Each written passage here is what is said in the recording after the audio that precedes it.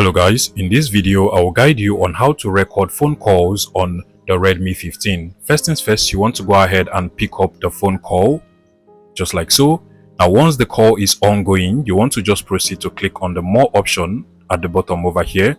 Now you're going to see the record icon. Go ahead and tap on that and automatically your Redmi 15 will start to record everything going on this call. You can go ahead and stop the recording by clicking on the stop button over here, or just end the call and the recording will be stopped and saved into your Redmi 15. So I can go ahead and just stop the recording by cancelling or ending the call just like so. And now to find your recordings and play back your recordings from that particular call, you can just click on the phone call icon or app on your Redmi 15, and basically this is the call. I'll just go ahead and tap on the name of this particular caller, and then over here you're going to see the recording. So this is the recording from this particular caller.